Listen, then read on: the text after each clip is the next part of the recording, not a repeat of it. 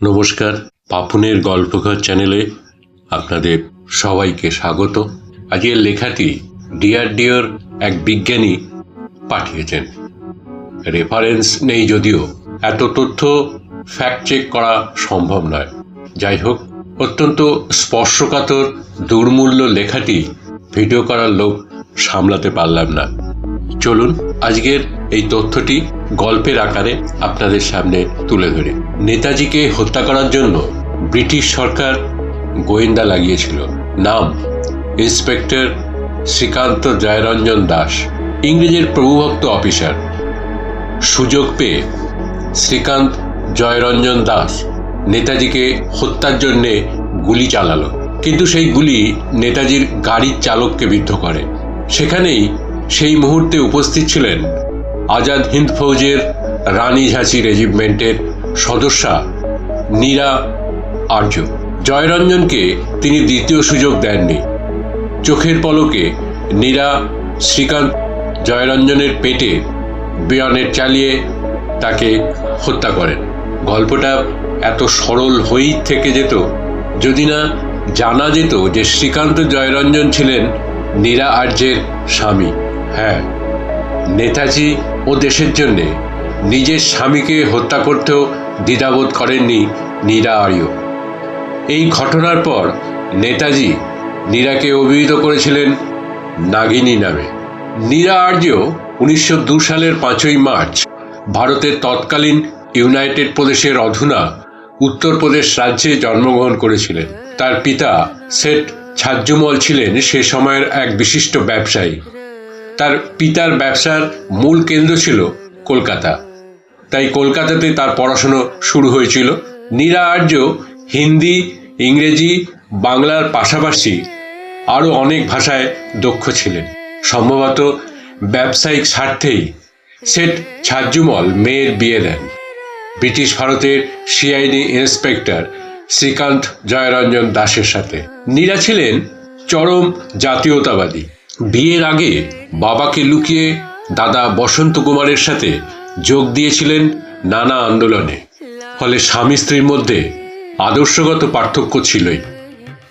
নীরার মনে হয়েছিল বাবার কথা শুনে বিয়েটা তিনি না করলেই পারতেন, তাহলে বাঙালি যুবক যুবতীদের মতন দেশের আহ্বানে ঝাঁপিয়ে পড়তেও পারতেন। তবুও বাবার মুখ চেয়ে করে চলেছিলেন ব্রিটিশ ভক্ত স্বামীর সংসার। বেশ কিছু বছর সংসার করার পর নীরা শুনেছিলেন তার দাদা বসন্ত কুমার যোগ দিয়েছেন আজাদ হিন্দ ফৌজে। এরপরেই দুঃসহ সংসারের বেড়ি পা থেকে খুলে ঝাঁপিয়ে পড়েছিলেন স্বাধীনতার যুদ্ধে। যোগ দিয়েছিলেন আজাদ হিন্দ ফৌজের ঝাঁসি রেজিমেন্টে। আজাদ হিন্দ ফৌজের প্রথম মহিলা গুপ্তচর। আজাদ হিন্দ ফৌজের ঝাঁসি রেজিমেন্টের নেতৃত্বে ছিলেন লক্ষ্মী সেহগল। দক্ষিণ এশিয়ায় বসবাসকারী ভারতীয় বংশোদ্ভূত মহিলা স্বেচ্ছাসেবকদের নিয়ে 1943 সালে গড়ে উঠেছিল এই রেজিমেন্ট। ট্রেনিং ক্যাম্প ছিল সিঙ্গাপুর, রেঙ্গুন ও ব্যাংককে। রেজিমেন্টের ক্যাডেটদের শিখতে হতো সমস্ত ধরনের আগ্নেয়াস্ত্র ও বেয়নেট চালানো, মাইন পাতা, গ্রেনেড ছোড়া ও মার্শাল আর্ট। উচ্চতর প্রশিক্ষণের জন্য ক্যাডেটদের পাঠানো হতো বার্মার জঙ্গলে। আজাদ হিন্দ ফৌজের ছিল শক্তিশালী গোয়েন্দা বিভাগ। সেই বিভাগে ছিলেন ঝাঁসি রেজিমেন্টের ক্যাডেটরাও, যার সূচনা হয়েছিল নীরা আর্যকে দিয়েই। তিনি ছাড়া গোয়েন্দা বিভাগে ছিলেন সরস্বতী রাজামণি, মান্যবতী আর্য, দুর্গ মল্ল গোর্খা ও আরও অনেক বীরাঙ্গনা।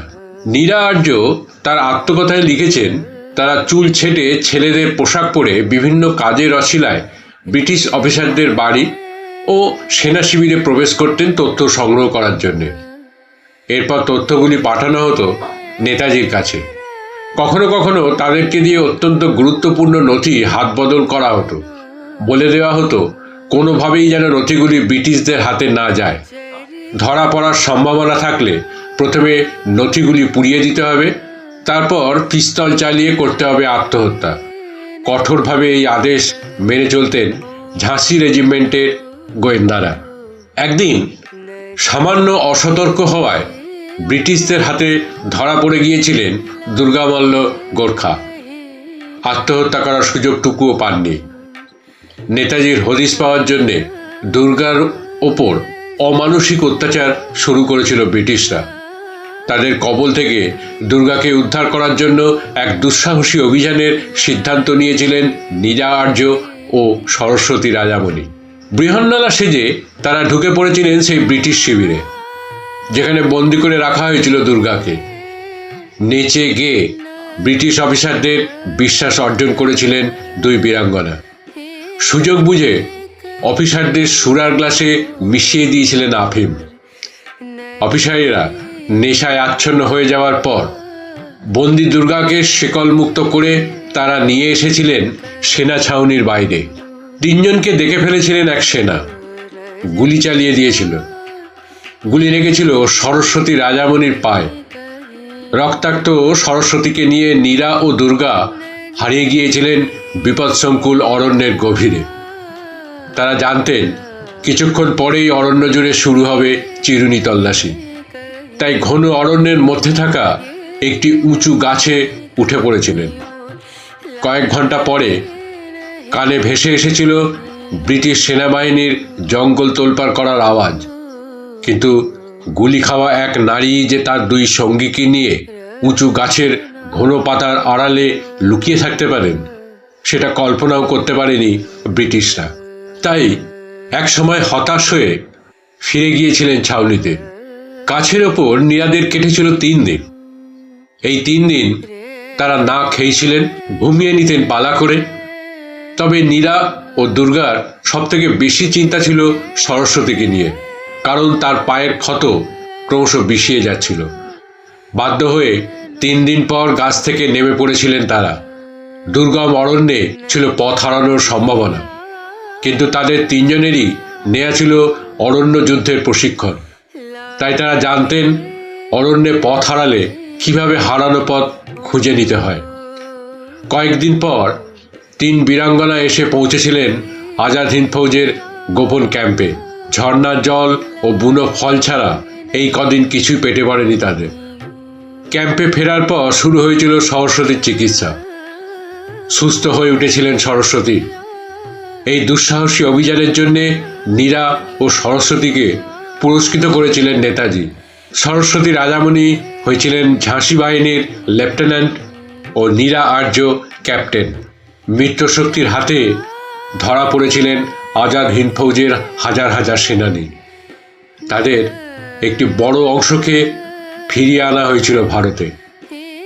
রাষ্ট্রদ্রোহিতার অভিযোগে লালকেল্লায় শুরু হয়েছিল সেনানীদের বিচার। তাদের মধ্যে ছিলেন নীরা আর্য। লালকেল্লায় বিচার চলেছিল 1945 সালের নভেম্বর থেকে 1946 সালের মে মাস পর্যন্ত। বেশিরভাগ সেনানী মুক্তি পেলেও মুক্তি পাননি নীরা। ব্রিটিশ বাহিনীর বিশ্বস্ত অফিসার শ্রীকান্ত জয়শঙ্কর দাসকে হত্যার অপরাধে যাবজ্জীবন কারাদণ্ডে দণ্ডিত করা হয়েছিল নীরাকে। হয়েছিল দ্বীপান্তরের সাজাও। জেলে বন্দিদশায় তাকে অকথ্য শারীরিক নির্যাতনের শিকার হতে হয়েছিল। অকথ্য মানে অকথ্যই। সহ্য করতে পেরেছিলেন বোধহয় দেশের প্রতি অসম্ভব ভালোবাসা আর নেতাজিকে দেওয়া প্রতিশ্রুতির জন্যে। কলকাতা থেকে আন্দামানের সেলুলার জেলে নিয়ে যাওয়ার পর নীরা আর্যকে রাখা হয়েছিল ছোট্ট একটি কুঠুরিতে। পাশের কুঠুরিগুলিতে ছিলেন মহিলা রাজনৈতিক বন্দীরা। তারা ছিলেন মুক্ত। কিন্তু বন্য জন্তুর মতোই প্রথম দিন কুঠুরিতে বেঁধে রাখা হয়েছিল নীরাকে। গলায় বাঁধা ছিল চেন, হাতে পায়ে পরানো ছিল শেকল লাগানো বেড়ি। নীরাকে কিছু খেতে দেওয়া হয়নি প্রথম দিন। মাদুর কম্বলও দেওয়া হয়নি প্রথমে। কুঠুরির কনকনে ঠান্ডা মেঝেতে ঘুমিয়ে পড়েছিলেন পরিশ্রান্ত নীরা।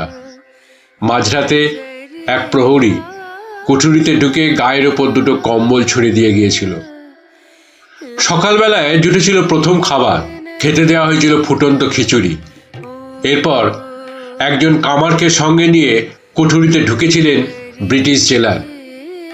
কামার কাটতে শুরু করেছিল হাতের বেড়ি। হাতের চামড়া কেটে উঠে এসেছিল। নীরা বুঝতে পারছিলেন ইচ্ছে করেই তাকে আঘাত করছে প্রভুভক্ত ভারতীয় কামার।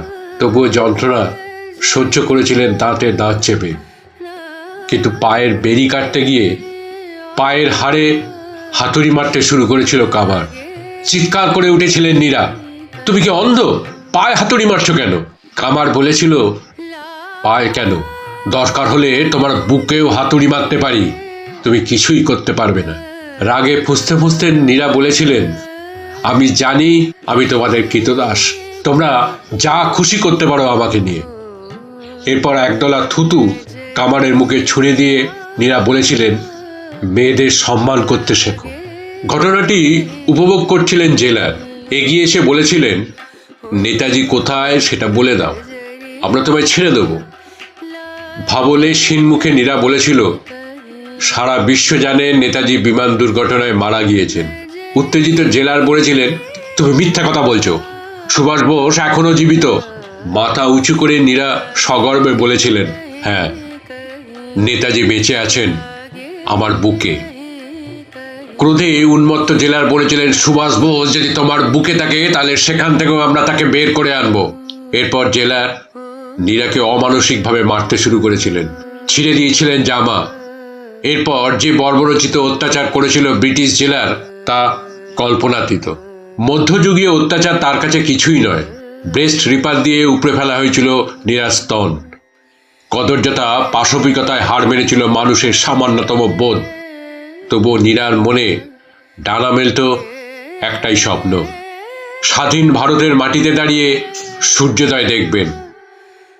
নীরা আন্দামানে আসার 1 বছর পর স্বাধীন হয়েছিল ভারত, মুক্তি পেয়েছিলেন নীরা, কিন্তু তার আত্মত্যাগের সম্মান দেয়নি দেশ। অভিমানে সাধারণের ভিড়ে হারিয়ে গিয়েছিলেন অসাধারণ নীরা। বহু দশক পরে নীরা আর্যকে খুঁজে পাওয়া গিয়েছিল হায়দ্রাবাদের ফলকনামা এলাকায়। স্বাধীন ভারতে ফুল বেচে পেট চালাতেন তিনি। থাকতেন বস্তির এক চালা ঘরে। বস্তির লোকেরা তাকে ডাকতেন পেডাম্মা বলে। পরবর্তীকালে তার পরিচয় জানার পর তাকে সরকারি পেনশন দেওয়ার প্রস্তাব দেয়া হয়েছিল। প্রস্তাবটি ফিরিয়ে দিয়েছিলেন নীরা।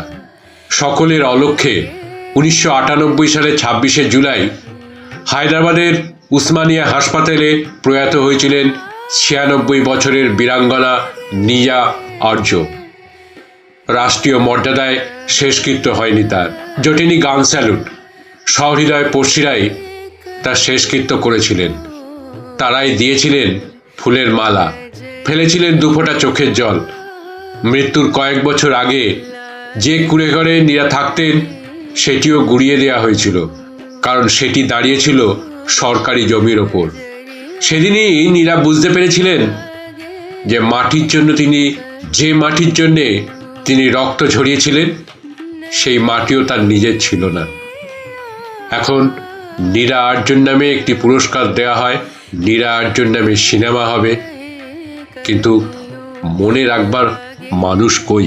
এই ভিডিওটা ভালো লেগে থাকে তাহলে চ্যানেলটাকে সাবস্ক্রাইব করে পাশে থাকা বেল আইকনটিকে প্রেস করে দেবেন, যাতে পরবর্তী ভিডিও দিলে সাথে সাথে তার নোটিফিকেশানটি আপনাদের কাছে পৌঁছে যায়।